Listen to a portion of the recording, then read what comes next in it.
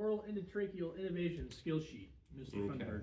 I'm going to come up to my patient. I'm going to make sure I have BSI, gloves. Since it's airway, I'm going to make sure I have eye protection as well. I'm going to go ahead and insert my OPA into my patient as well. And immediately I'm going to begin to ventilate them using a C-clamp. On my BVM, I'm going to make sure that I'm ventilating them every 5 to 6 seconds, 10 to 12 per minute.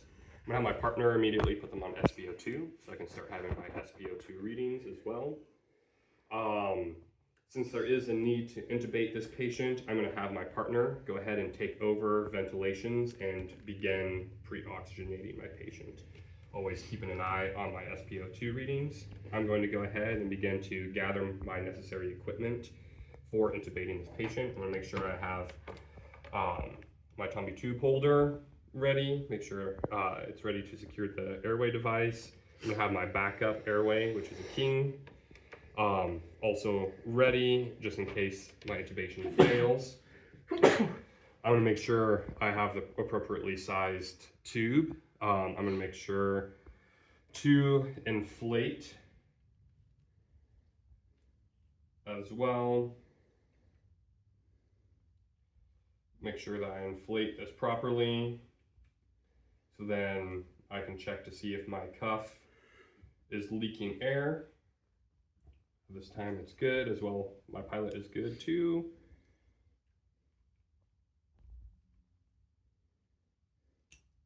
I'm going to make sure that this is also flattened down as well so it does not impede on my airway as I'm beginning to insert this. I'm also going to use my bougie.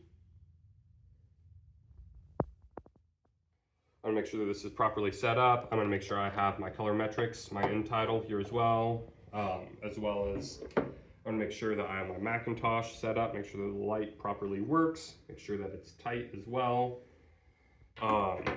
I'm also going to lube the distal tip of my tube as well, making sure that I have sectioning set aside in case I need it. My partner is already pre-oxygenating my patient. So at this time, there is the need to intubate. So I'm going to remove my OPA. I'm going to insert this as well. Make sure that hold up there too. Remove my bougie.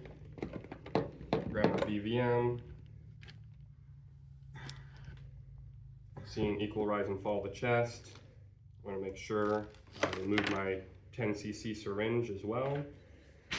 I'm going to be ventilating here, making sure I do see that equal rise and fall of the chest, as well as no significant pushback on my BVM as well, no resistance. At this time too, as I am holding this in place and have my partner begin ventilating, I'm also going to begin to secure my device. I'm going to bring up my tube holder, make sure it's placed properly, tighten it on here.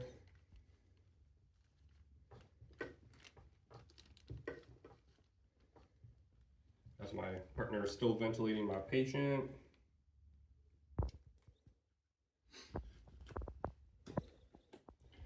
Of course, I'll still be looking at my SpO2 and my end tidal readings as well, which I'm just using a color metric for this, making sure that there's color change in my end tidal device. As my partner is still ventilating my patient, I'm also going to confirm the placement of my tube as well. The way that I'll do that is by listening to lung sounds, starting with the left field first, auscultating the epigastric as well, and then moving to the right side. All those sound good as well. I'm going to make sure that I see good signs of perfusions in the capillary beds, as well as the equal rise and fall of the chest, making sure my capnography is good, my SpO2, if I have signs of cyanosis, making sure that those are receding as well. Always ventilating the 5 to 6, every 5 to 6 seconds, 10 to 12 per minute. How would you recognize the need for suction? If I feel any resistance in my BVM, as well as seeing any fluid in the tube as well. Also, if I didn't mention it before, it was 23 at the teeth. Is there a need for suction? Yes. Okay. I'm going to go ahead and make sure that my partner is pre-oxygenating my patient before I do this as well, making sure that my suction is properly set up. We're going to go ahead and remove this. I'm going to make sure I measure properly from the sternal notch around the ear, then up to the nose, marking that with my finger. I'm going to go ahead and send it down the tube, making sure that I'm not suctioning on the way down. I feel resistance at this specific spot, so I'm going to start suctioning for no more than 15 seconds.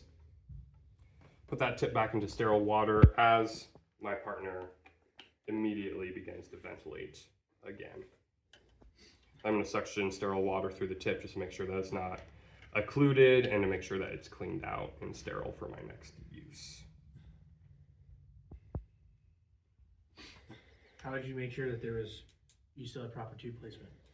I look and make sure that it was still at the proper depth with the teeth, my end tidal, then also the equal rise and fall of the chest while oscillating lung sounds and making sure that I have proper perfusion. Cool.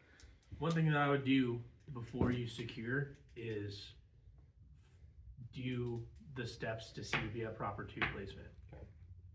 Because you don't want to take the Tommy tube holder off. So either auscultate or put end tidal on. Okay. That was good though. Sweet. We're done. How do you feel like you did?